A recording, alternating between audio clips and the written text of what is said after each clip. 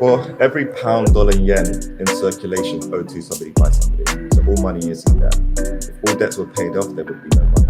What is the best system that we currently have to build on top of? Bitcoin by the original design. So as Bitcoin was written with white paper way back over 12 years ago now, that design from day one could have scaled to handle Visa level transactions. Bitcoin SV is the original Bitcoin. BTC is a fork. Bitcoin Cash is a fork of the original protocol. I've made two epic mistakes in crypto. The first one was selling a mutant ape. Fucking hell. I want to shoot myself in the face. We've had a metaverse for a long time. We've had a metaverse for a long time. Fortnite is a metaverse. But when you add NFTs into that environment, and then you can take those NFTs into your other environments seamlessly, then that is a new world. So that together we have clarity, direction, and success way beyond what we ever previously thought possible. Here's your host, Frankie Lee. First things first, guys, before we get started with this podcast, do me a solid favor and subscribe to this on whatever platform you're listening to it right now, whether that's YouTube, Spotify, Apple Podcasts. I'd appreciate if you just hit that subscribe button, and it lets me know that the content that I'm putting out for you guys is hitting your ears at the right time.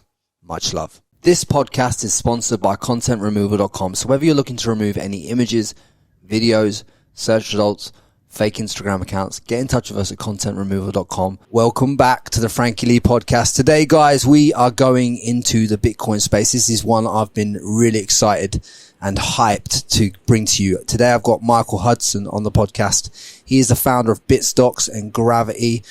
Gravity are in the NFT space in the UK. Welcome to the podcast, my man.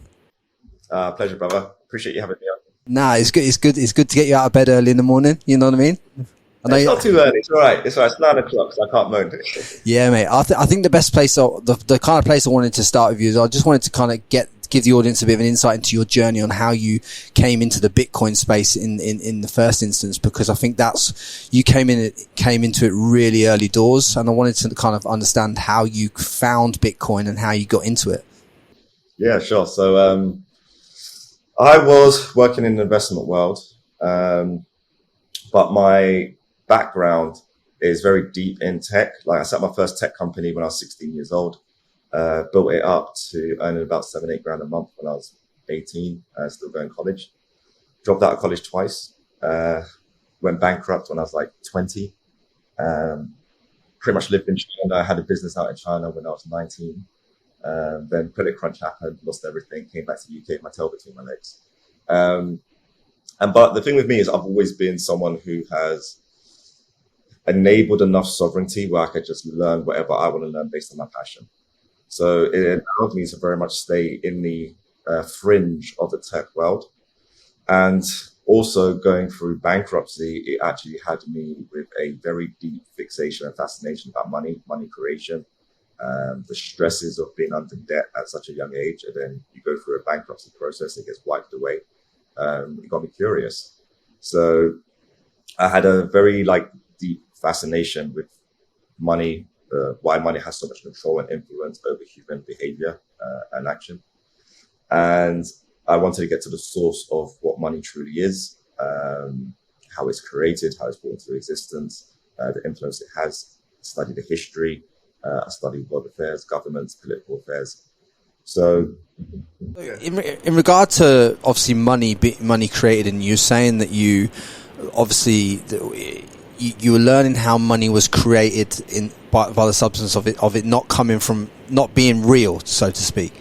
Well, every pound, dollar, yen in circulation is owed to somebody by somebody. So all money is debt. If all debts were paid off, there would be no money. So then I studied, okay, well, money really truly is a language. It's a way that allows human beings to communicate economic value. Right? And then there's metrics as to how you price that and quantify that.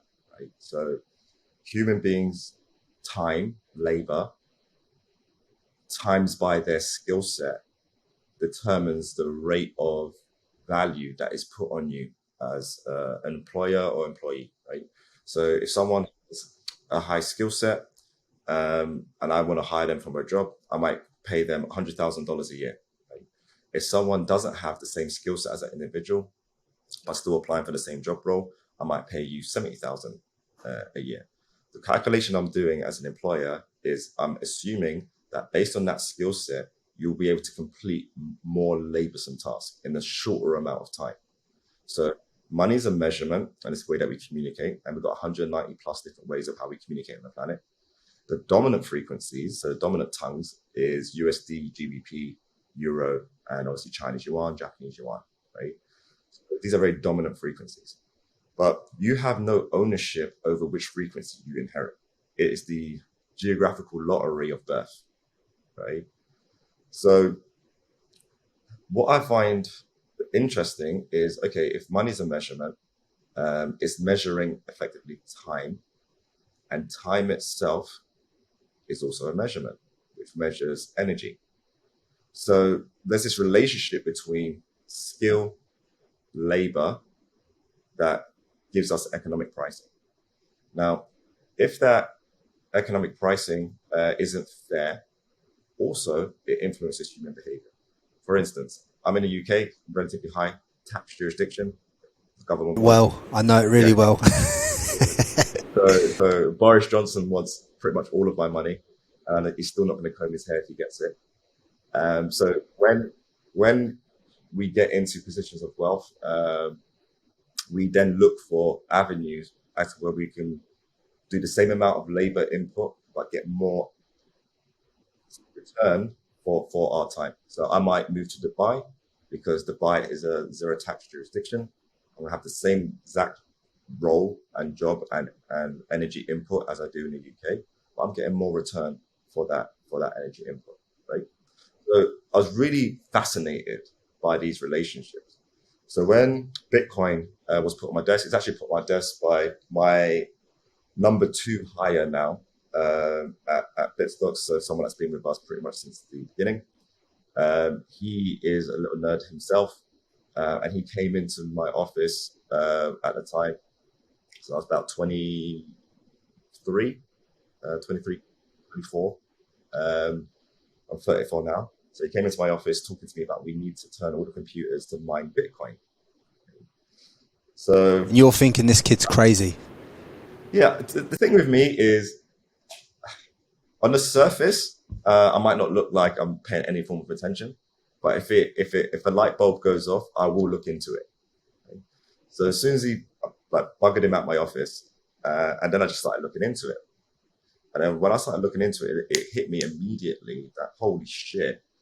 Not only is this a potentially cool digital asset, this is a ledger that can track all interactions and actually has the potential that if it works, humanity becomes honest. You can't get away with what's on the ledger. Exactly, right? And also the ledger, what it does is it orders all of the interactions in a chronological time order. So what it really is a time-keeping ledger. So time is the order in all chaos. It's the connector of everything. So this as a technology that allows us to utilize it as a global database and dump on it, and it lists all the ways in which we dumped on it in the order in which it happened as an audit trail of whatever we want to attach to it. That's incredibly powerful. I was skeptical about how governments will perceive this, but also my, distaste for how, I guess, government structures are influencing and enforcing their powers around the world. I wasn't in resonance with it. I did like, I guess, initially the anarchistic undertone of what Bitcoin proposed as a tech. So you wanted to be that kind of outlier person that kind of wanted to separate themselves from the government and how they're running the economy predicated on the fact that they're printing cash to change markets and change narratives. But then, so the way that I started off with Bitstocks is I set it up as an investment desk. We were actually the first private management investment desk specializing in Bitcoin. And what we was doing was advising private retail investors. They can invest like $5,000 into Bitcoin. Back then, Bitcoin was like $300. And I was giving presentations on Bitcoin saying that Bitcoin is going to be worth 20K, 30K over a 5 to 7 year time horizon. I was pretty much bang on in terms of that, in terms of like when it happened.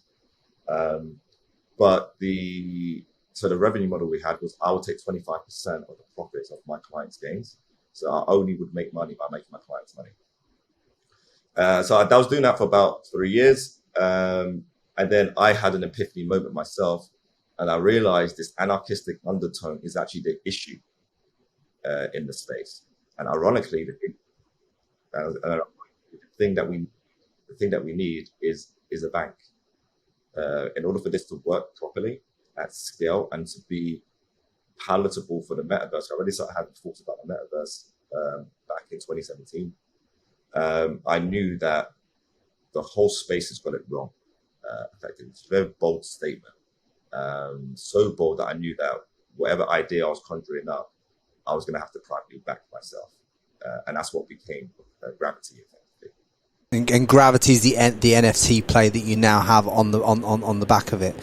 So Gravity is a financial ecosystem for the metaverse. So there's 3 components to it. You've got Gravity, money, which is like Monzo or Revolut, but on the blockchain, and which will enable micropayments, true micropayments.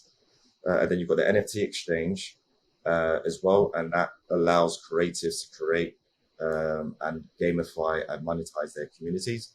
And then there's one more component that I haven't announced or spoken about publicly, but it is really like the killer feature that connects everything together. Tell us now. You got to tell us.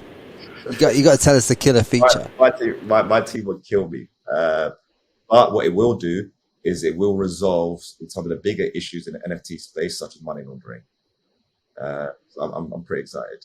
That's essentially what the NFT space has been now, and what a lot of people don't understand about the NFT space, and I've been in the NFT space for like the last 12 months, and what I've seen is the fact of like when people they'll launch this 10,000 or 7,000 collection of images, whatever they're doing.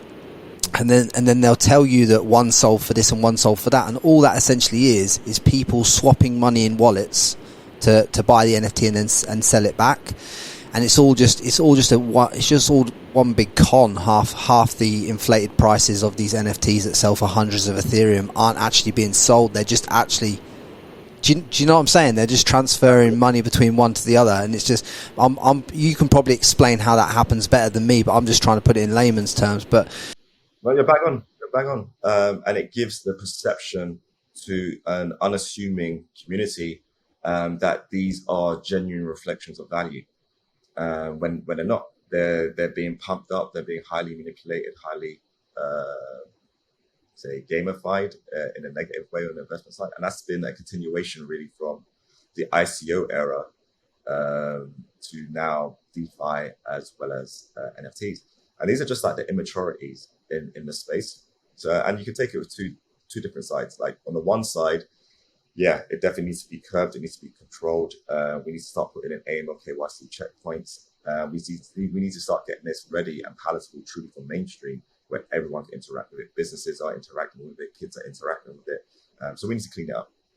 But on the other side, you do need to have, no pun intended, a sandbox that allows entrepreneurs to play in, because it's all very new.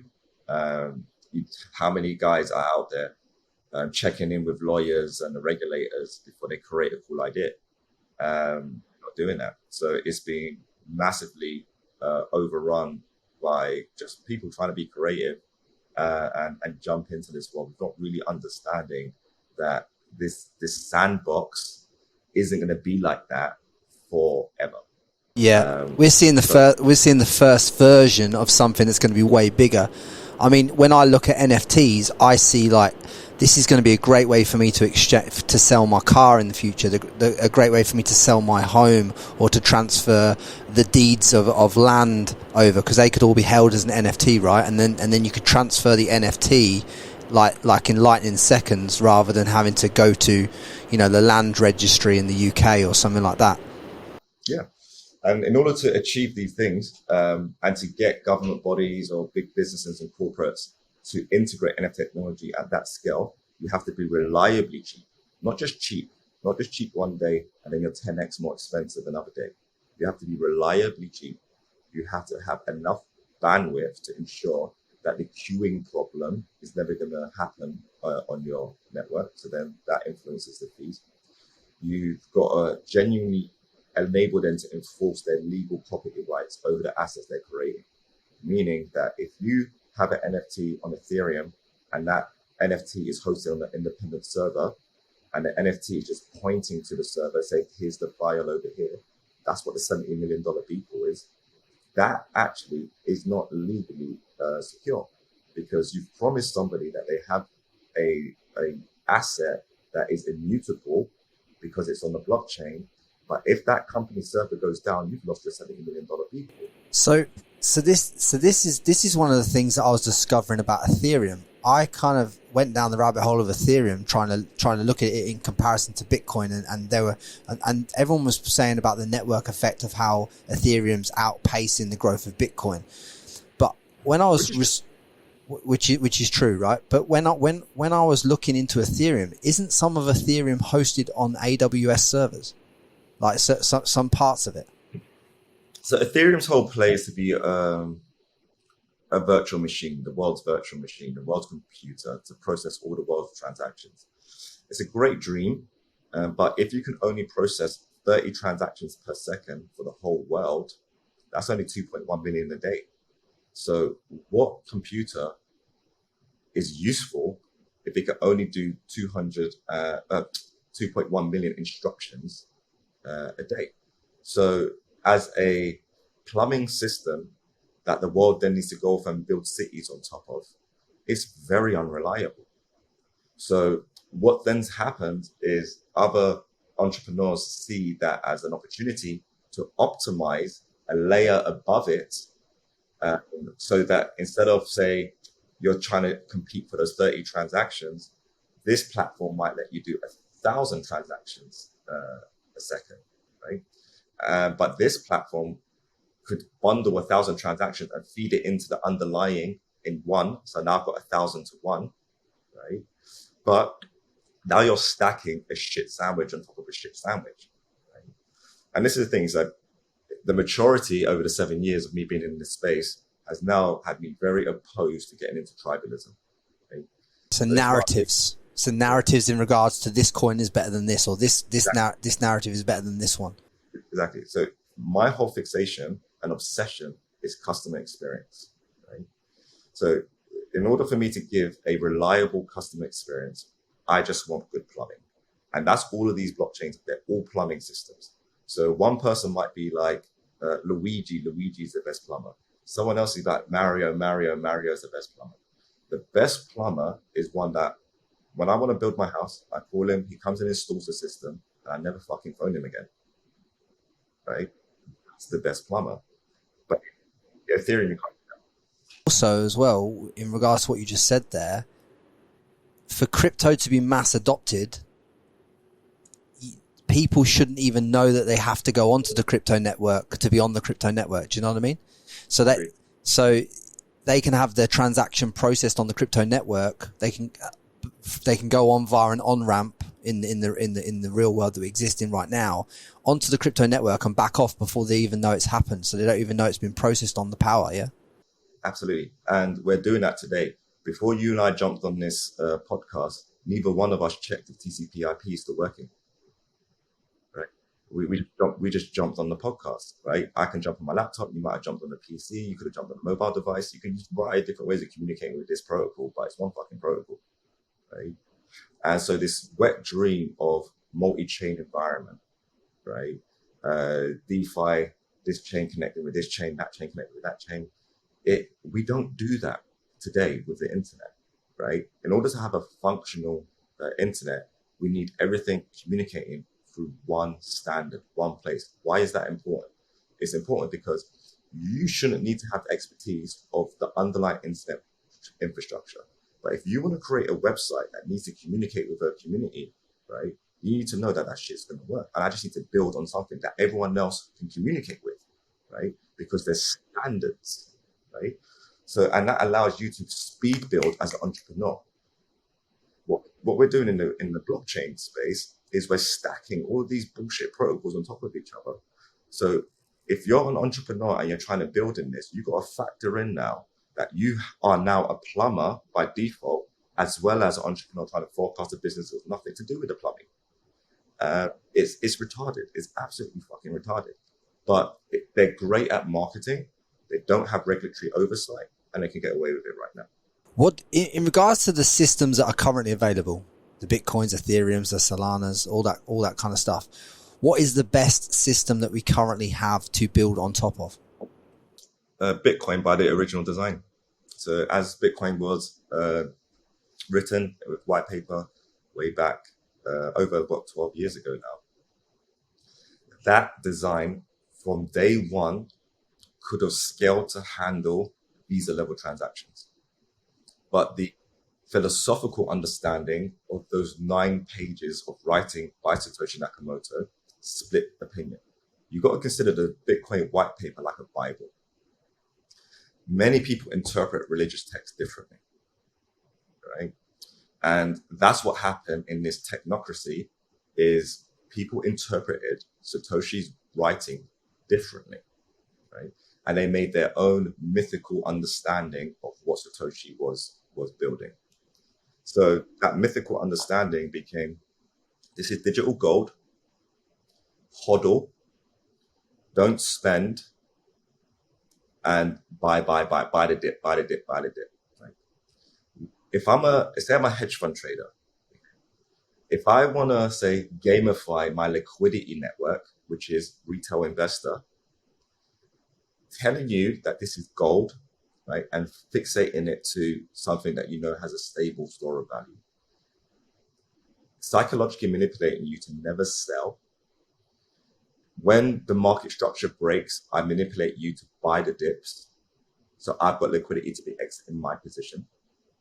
Because I just want the audience to understand this. When the retail investor is buying Bitcoin on the dip in the narrative that Michael's saying, he is giving the person with the higher position that's got to get rid of all off their books at the corporate level. We're giving them the liquidity to be able for them to be able to exit their positions. Is essentially what you're saying. So it's a narrative that is quite insidious, because it's fueled by saying we're creating technology that's going to destroy the banks, destroy the governments, we're going to exist outside, this is going to save humanity, yada yada yada. Right? But that's not really what's going on. Instead, all of the issues that we took with the banking system that we thought Bitcoin could resolve, we've amplified them exponentially. Going back to the analogy at the beginning where I said we've got 190 different ways of communicating value through government fiat currencies today, right? In the crypto space, how many coins do we have? Like, if these are all meant to be monetary system, right? Exactly. So how many mother tongues do we now have? It's insane. So that is the issue. Like it's a very immature space, very immature understanding, not good economic societal understanding. So going back to your question, the plumbing system that wins is the one that is legally and lawfully compliant, that hasn't infringed on the Howey test, that would then make it a security. So the Howey test is a series of questions for any asset, it's not exclusive to crypto, to determine if that asset falls within the framework of security laws by the SEC. Okay? The Howey test is something you want to fail in crypto. In 2014, I forget the individual's name, but he's now the chairman of the SEC. He done, I think so, yes. Yeah. He, from 2014, said that the Ethereum passes the Howey test.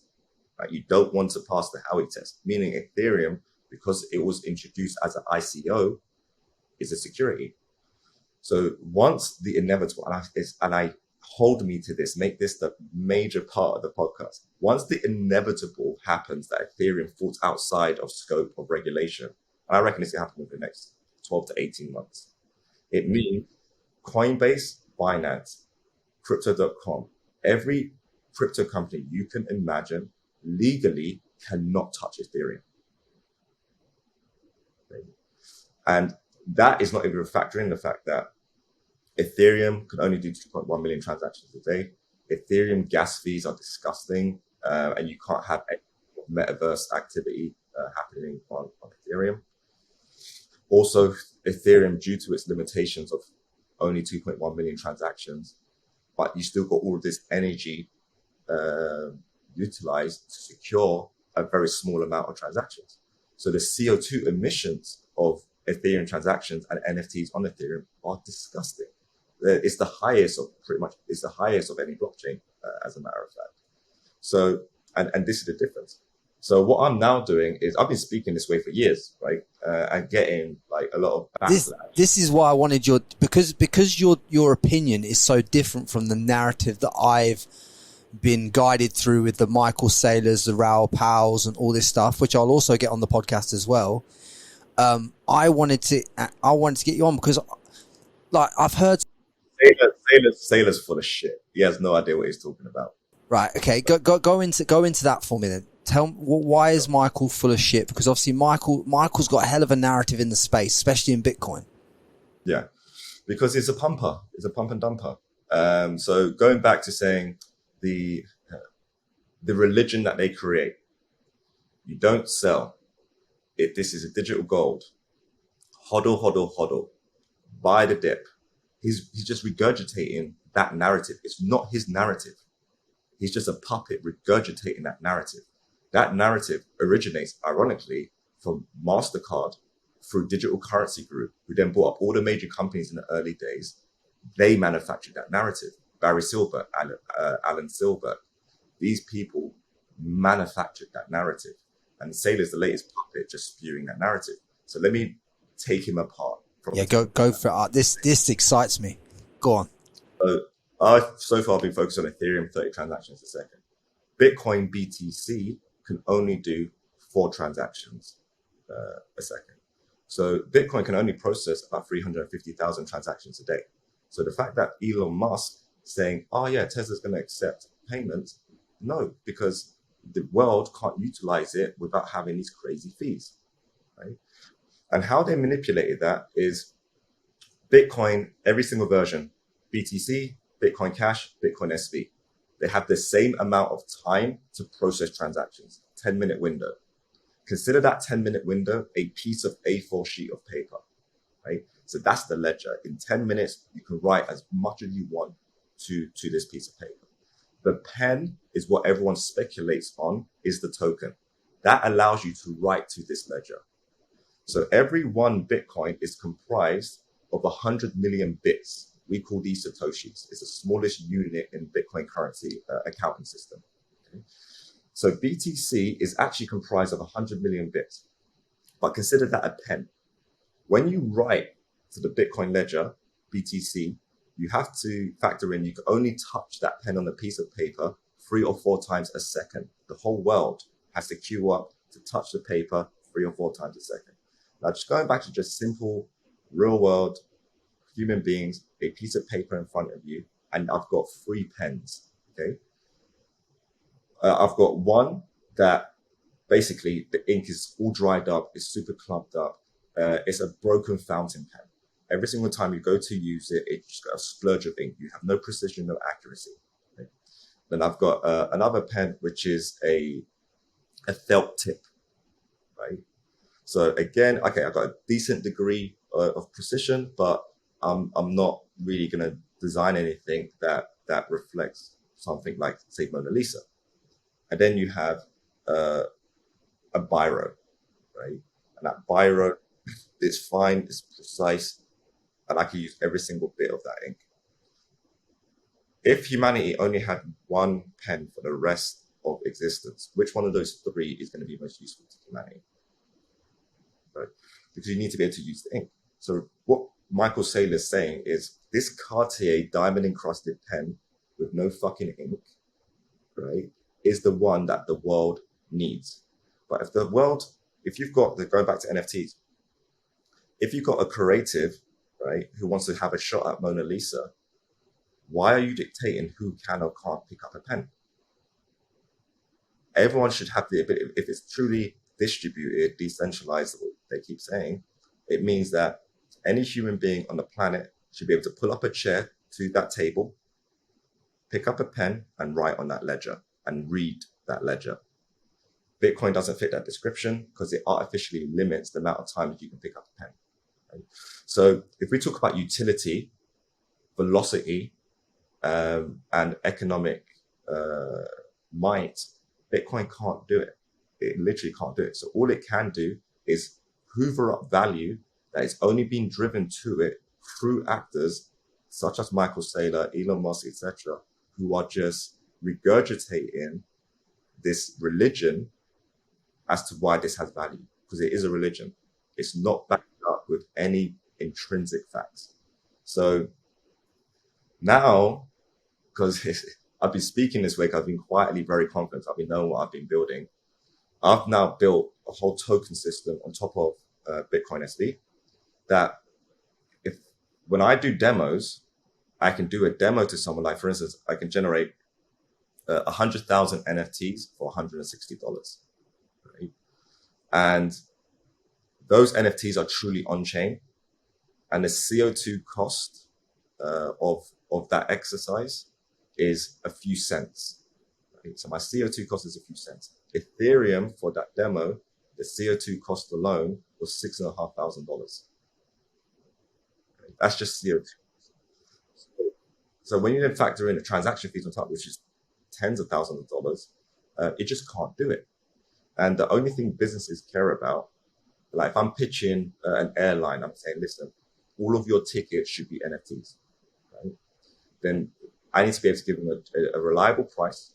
I need to then be able to say, this is the CO2 output of what it is that we're about to do, right? Needs to tick that box, otherwise it's not sustainable to them as a business. 100%. These are the legal implications of utilizing my technology, right? All the information is truly on-chain. It has zero dependencies to my business. Therefore, if my business goes under, you don't lose access to your NFTs. Your clients don't lose access to their NFTs. You have sovereign right over your property rights, right? These are the things that they care about. These other chains can't do that. So what the whole space is reliant upon is people like Michael Saylor misinforming people and saying, here's a Ferrari, and not realize, and relying on the fact that people don't have the expertise to realize that that Ferrari has a fucking Skoda engine in it. Right? How do you know how to look under the hood and really understand what's going on? So with us now, fortunately, obviously it's taken us longer because of all the politics and the BS that's happened. But now, fortunately, just put our head down over the last 3 years and building a financial ecosystem for the metaverse. I can actually deliver a Ferrari with a rip-roaring, glorious V12 engine in it. Right? And the proof's in the pudding. You just do a demo and then say, beat it. And that's the difference. The thing that I want the audience to understand is, am I right in thinking that Litecoin is just is a copy of Bitcoin's code and then changed a bit? Am I right in saying that? Yeah, so it just changed really the hashing algorithm from SHA-256 to its own variant, and it just made a couple of little economic changes. Even Ethereum itself is highly, highly, highly based upon Bitcoin code base. So it's just really you copy some code, you make some very quick adjustments. You call it something else, you brand it as something else. How many of these? So obviously, and I just want to clarify this as well. That obviously Bitcoin BTC was forked, and that created Bitcoin Cash, and then Bitcoin Cash was forked and created Bitcoin Satoshi Vision BSV, right? Well, the irony is, the only Bitcoin SV is the original Bitcoin. BTC is a fork. Bitcoin Cash is a fork of the original protocol.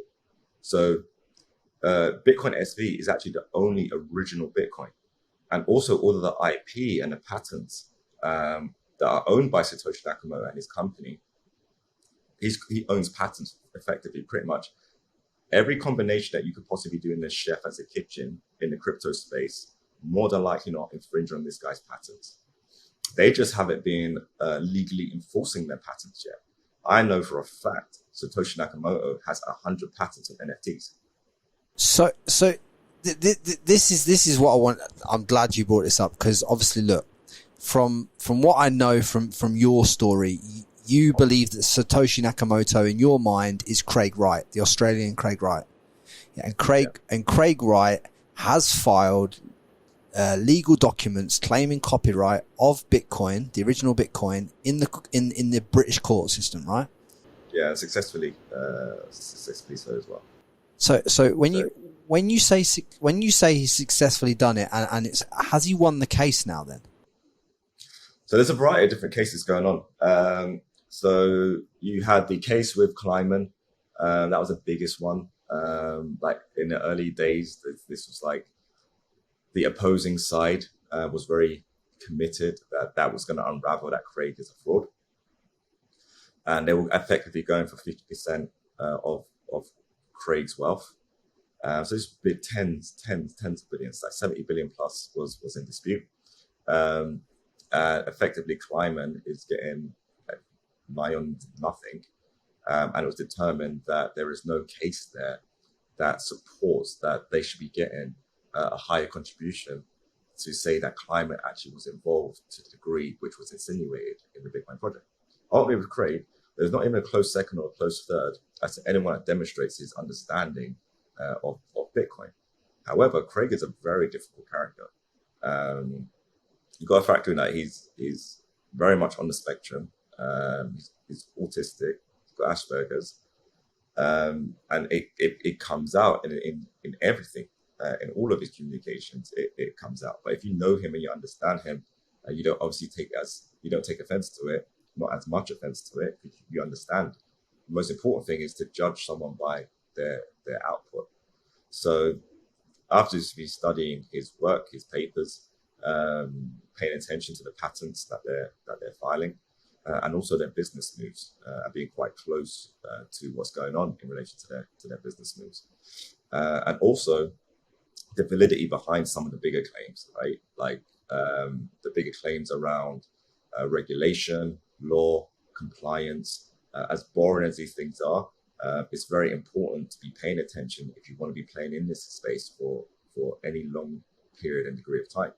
So the next big case that's going on is the COPA case, where Jack Dorsey is basically part of a group that want to protect the Bitcoin developers from lawsuits.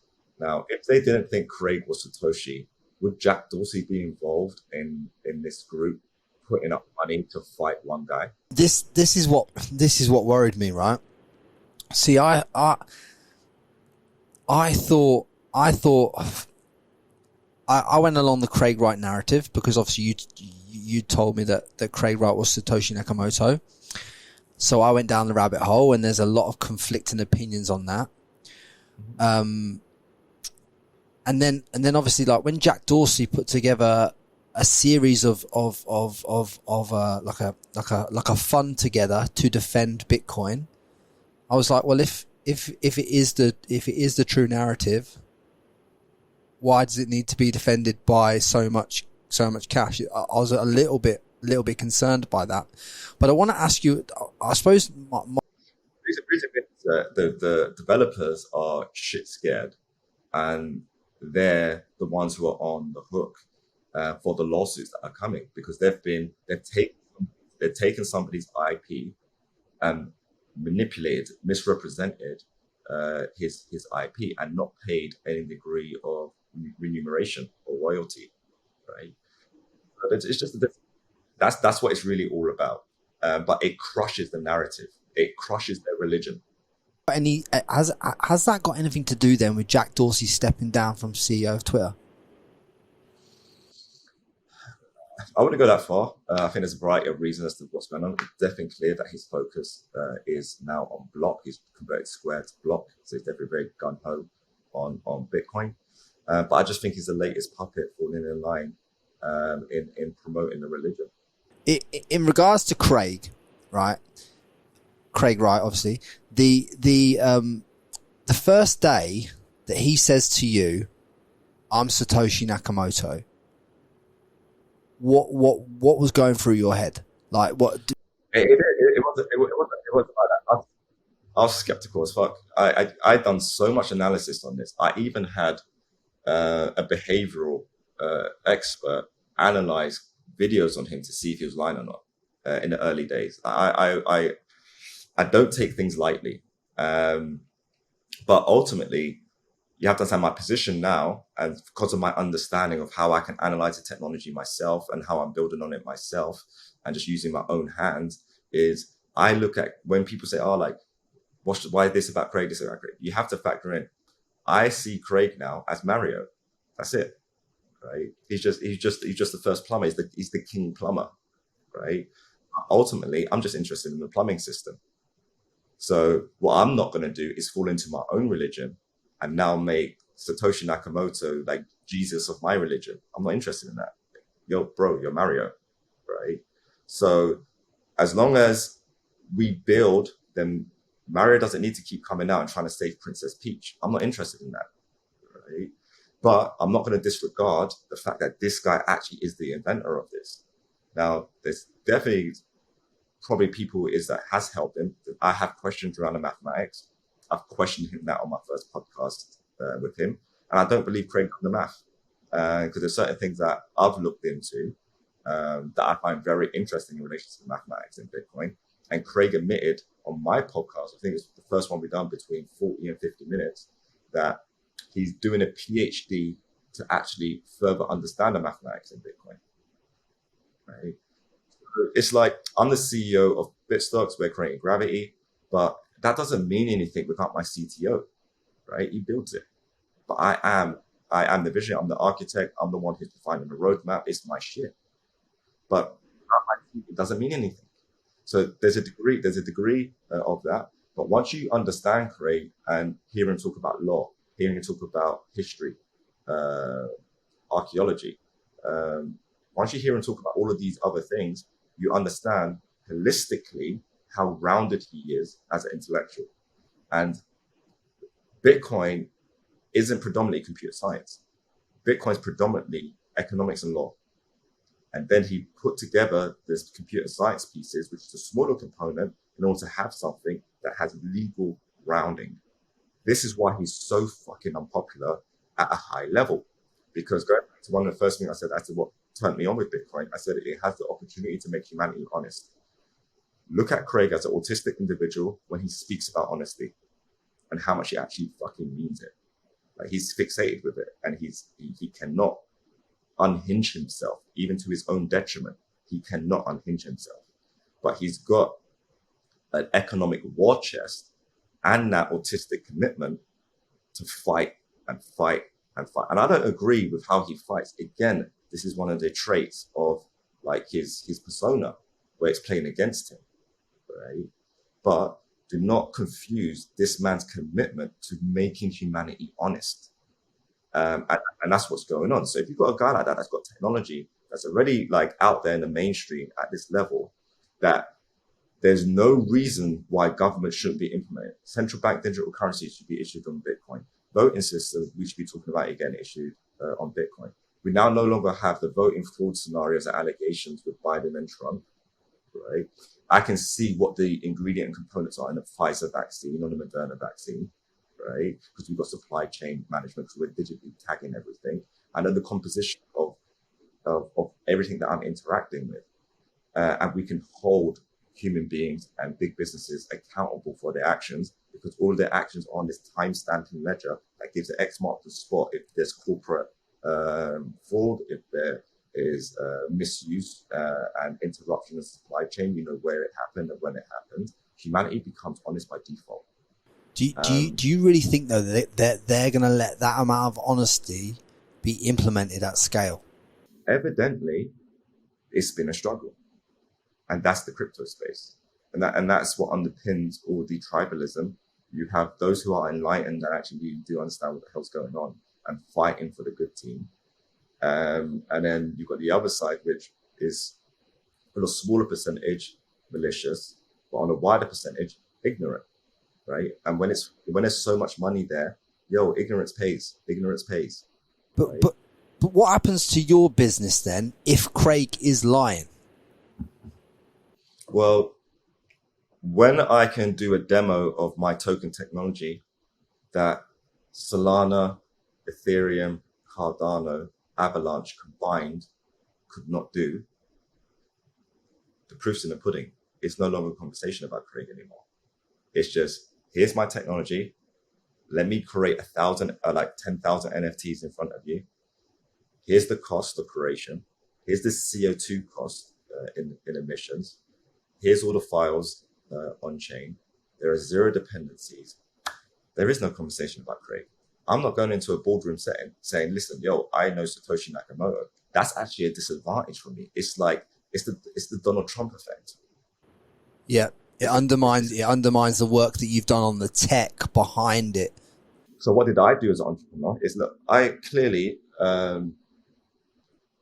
advocate and support Craig as the inventor and founder of Bitcoin. I have a great degree of respect and adulation for the guy. I'm not a fucking idiot. So I'm aware of the issues that he brings in terms of branding. So I thought the most important thing that I can do is I'm going to define my own brand that can exist outside of the reliance on Bitcoin and Craig. And that's why I built Gravity.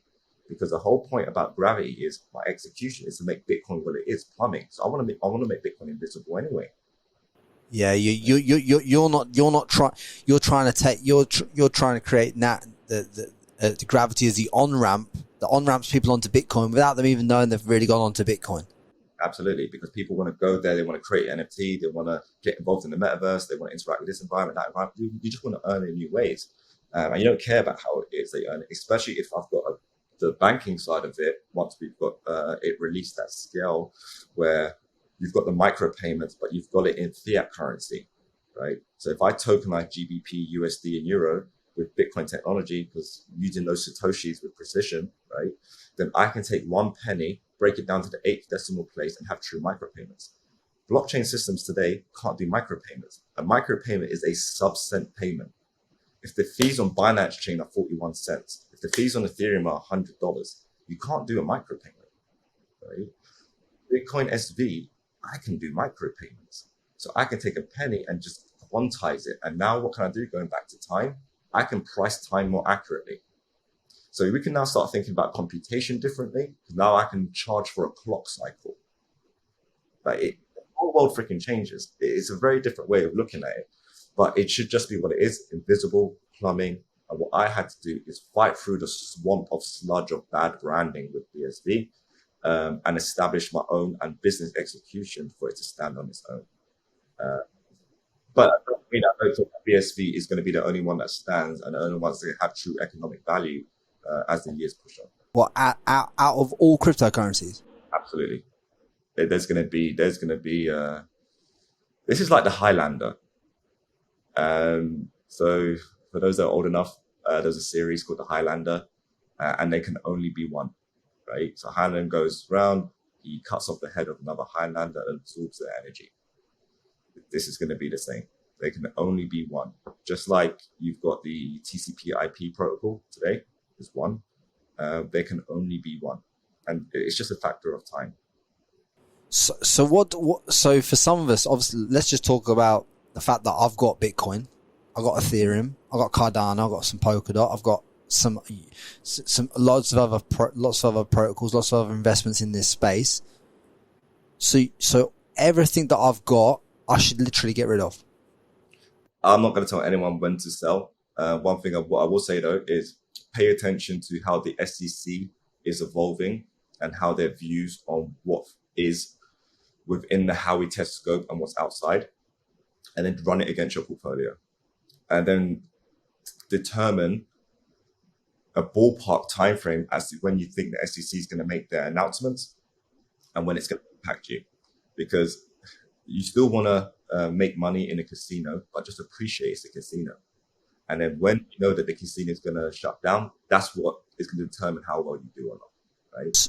So what you're telling me then is just analyze the SEC's constraints around how they're defining all these assets, and then allocate accordingly to how they're defining the assets at the time. So when they start looking at defining Bitcoin as a security, that's when you exit all positions. Musical chairs. Just make sure that you've got a seat when the music stops. Right. And in the essence of time frames where you think that all this goes away in terms of there's one left, what time frame do you reckon we're looking at?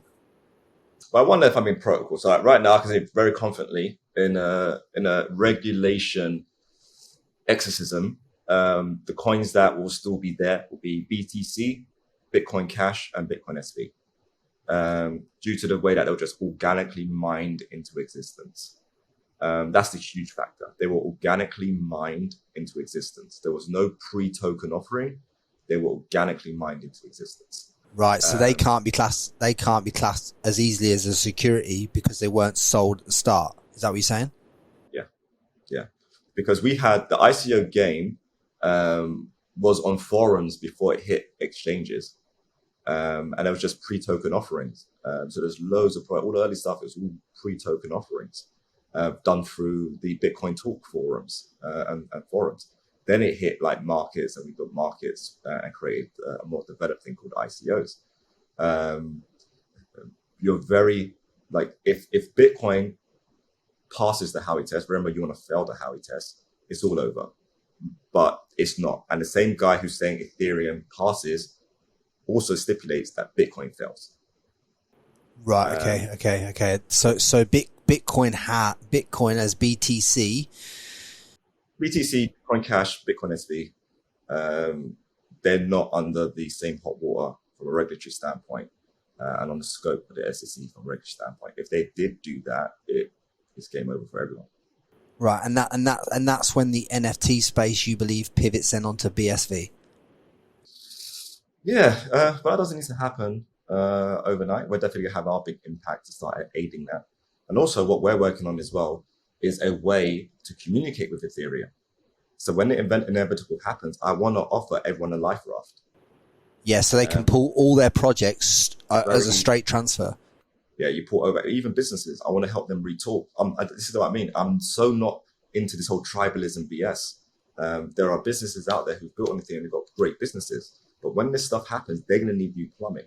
And me and my team, we want to be people offering them solutions to keep their businesses running and even make them better and make them more lucrative by offering them a good plumbing system. It's inevitable. So it's just a question as to when these things happen. But it's heating up because central bank digital currencies are heating up, and that puts pressure on the regulators. Yeah, because once the banks have these central currencies themselves, they'll have to have regulation, and then they'll have to reach out into the crypto market and regulate everything in the crypto market as well.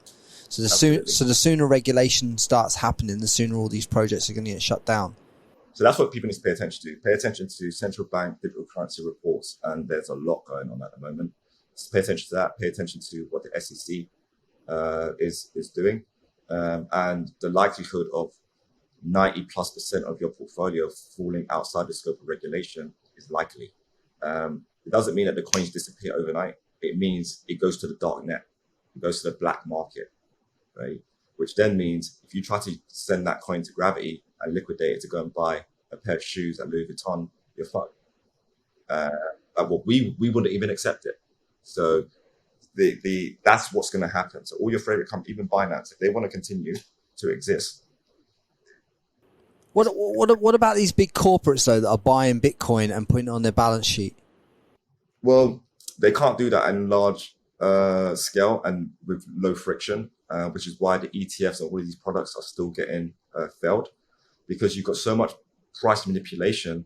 You can't actually have these products approved when you've got Tether in the system, artificially pumping and manipulating the price. So Wall Street has been getting involved more aggressively, but it's not fluid because the right structured products aren't able to be passed because they can't get over this SEC hurdle.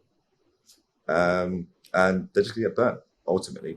We have exposures. Is Tether, the narrative with Tether is that it's obviously like a really big Ponzi scheme, and that there's lots of that because Tether's narrative was the fact that a dollar on Tethers was backed by a dollar in real life, but you're saying that narrative is it's bullshit. They've never been audited, and what they have also admitted to is that tethers are not backed one-to-one with dollar.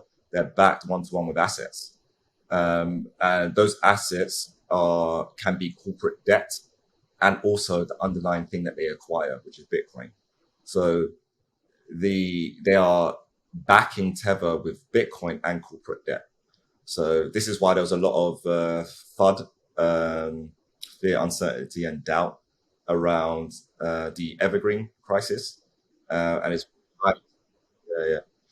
highly speculated that Tether's got corporate debt exposure with Evergrande, and I think that's not a far-fetched thing to assume.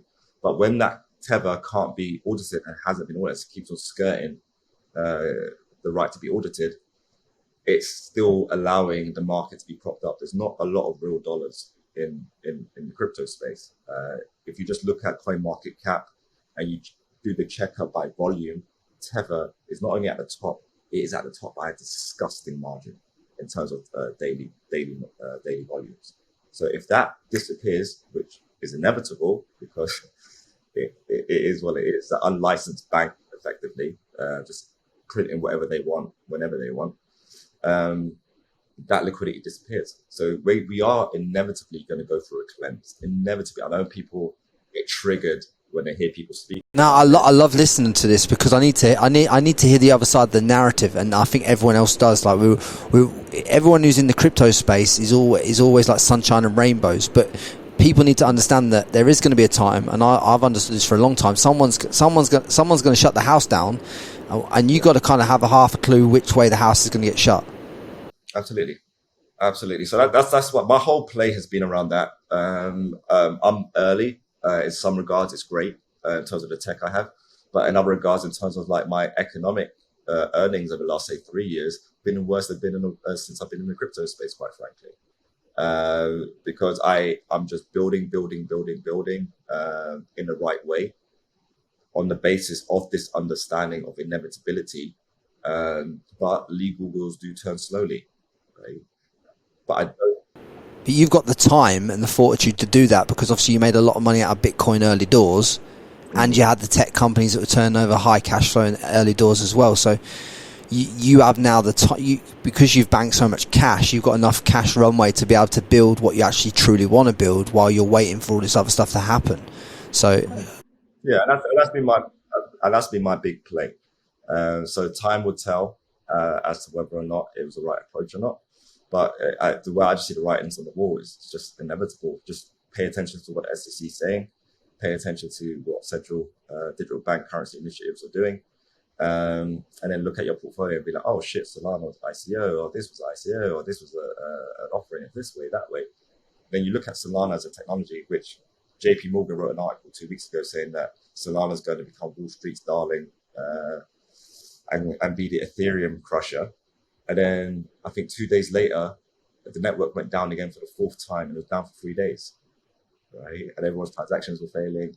But don't worry, because the CEO just reboots the server and he gets it running again. So it's like there's so much BS in the space, but Solana's a project is in the top 5. yeah, I think the key thing I've learned there is anything that's released as an ICO is going to be classed as a security in the fullness of time. Highly probable. So pay attention to the Ripple case. The Ripple case is shedding new light on Ethereum. So the Ripple case actually might blow it all wide open for the whole rest of. Because everyone thinks Ripple's going to get off. Is that true, or is it because there's some technicalities in that case, isn't there?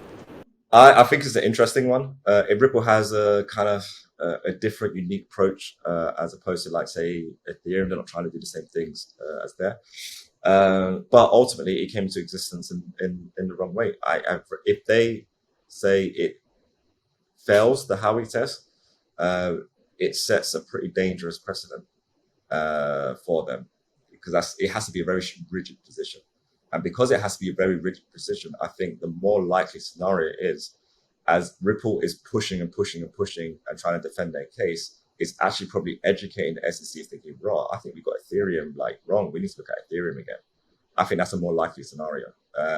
Not that the SEC has really properly come out and said Ethereum is not. There was one individual who stipulated that he thinks Ethereum is not a security. but that's not the official stance and position of the SEC. So I actually reckon the Ripple case is going to shed light and reveal the shadows in Ethereum, and that's going to start collapsing.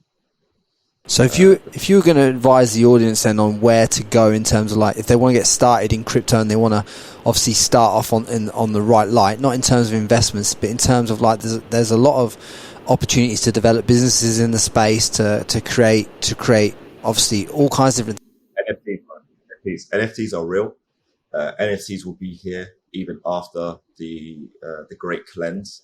And NFTs are a real genuine way of gamifying, interacting, and monetizing communities. And the metaverse, because of NFTs, is now actually a genuine, real proposition. We've always had a metaverse. We've had a metaverse for a long time. I won't say always, but we've had a metaverse for a long time. Like Fortnite is a metaverse. But when you add NFTs into that environment, and then you could take those NFTs into the other environments seamlessly, then that is a new world. And that's a new way of earning. So that's very real. That's where people need to be focusing their attention on. And then you have to think about utility. What am I going to add on here in terms of utility? To this system. The thing about NFTs that really excites me about the space is it gives anyone with a bit of creativity the ability to mint something that they can get 10% royalties for the rest of their time. And that's going to change the lives of a lot of creators. And every I think. On that, so on OpenSea, because again, Ethereum limitations, you can only add one person, right? You can add one collaborator to your NFT. What we're aiming with Gravity is we've already got at the moment at 3. But what we're aiming at is to have about 50 collaborators that you can add to a smart contract. And that's the difference. You can add a whole wave of people. You're saying that they're the people that get a clip of the royalty. So if one person drops off dead, then the royalty fees get paid out to the person in perpetuity as well, whoever's on that list. No, you could just add more people. So the payments will always get paid out to that wallet address. And even that, like we're using handles. It's just like adding someone's Instagram handle to your smart contract. But the important thing is to add volume, right? Because I don't know how many people, I don't know what people want to do. They might create a song. There might be 20 people that were involved in composing that song, right? And they want to add all the individuals based on the percentage they think that they should be getting. So if you have bandwidth, then you can give choice, and people then have dexterity as to how to exercise that choice. And will all the like ERC? I can't remember what the token name is, but ERC, the NFTs that are minted on Ethereum, will they all be able to be ported over onto these other blockchains if Ethereum ever went down that way where it's classed as a security? Yeah. How it's done is a question mark. Like in a non-cumbersome way is a challenge. So what you really need is a transpiler that just automatically scrapes the metadata, burns the Ethereum token, and remints on a new blockchain and embeds that token data in a new blockchain. That's it's a challenge, but it's a feasible challenge. And that's one that my team's already looking into. But I reckon that's at least 6 months away. So I think what people need to realize is not to get blinded by nerdy terms, because all an NFT is, if you've got an image, the value is just say, okay, this image is the value. So if you then say, I don't agree with keeping it on this plumbing system because of the CO2 emissions, then you can just make a public statement about that and say, I'm now going to move this asset to this, and I'm going to connect that moment in time. So as a multi-chain environment, that makes sense. But you're not going back to that chain. You're just saying, just so you know, as a history in time, an event in time, I took that asset from here, and now that asset lives over here. But you need to then make the connection so the history, because it still influences its value of creation, is reflected on the new chain. Yeah, because the value of an NFT can not just be in the actual image itself. It can actually be in who's previously owned the image before you bought it, or who owns that piece of content before you bought it as well. So if Logan Paul's owned it at a period of time, or Gary Vaynerchuk, or someone who's got a perceived value in the space, And that works for that works for most items. I guess apart from cars, I never want to buy a car that celebrities own, to be honest. Yeah. But in regards to the current NFTs that are in the world, like the CryptoPunks, the World of Women, the Bored Apes, all that stuff, do you see the value of what are classed as blue chips holding up as they currently are? Do you see them going further than what they are, or what's your view? No idea. Anyone that claims that they do on art, which is something that's so arbitrary, no idea. What is important to maintain good value is the gamification of their community. So how committed are they to evolving the concept? And I think the Bored Ape Club is fucking brilliant. I think they're brilliant in what they're doing and how they're doing it. And it seems like they're very committed to what it is that they're doing. And they're merging the digital experience with real life experiences, which is why it's become a social flex. I think that's genius. And that's nothing to do with Ethereum. The guys are genius, right? So if projects like that, with those kind of teams behind it, who seem to be very committed to it, I do see those sustaining. So essentially, then, if you're someone who has a hell of a lot of or some form of Bitcoin and Ethereum, you'd rather have it in a Bored Ape than have it in Bitcoin and Ethereum right now. It's a different value proposition, and it steps into a different world that is underpinned with crypto and crypto liquidity. So you've got to factor that in. A lot of it, like if the crypto market is tanking off 20%, 30%, people aren't going to be as flush in buying a Bored Ape, right? Because a lot of it is still tied into the culture of crypto. But the projects that have, say, real, genuine, well thought out partnerships, agreements, the projects that have agreements with being featured in the metaverse and have different kind of applications, like those projects and those ones that are executed like that, those are the ones I'll say, those probably are going to be a better play because they exist outside of the things that the cryptos market can be exposed to, because they can be retooled and still offer the same experience, right? So if they say, this plumbing system is illegal now with Ethereum, and then you've got your Bored Ape and everything on Ethereum, cool.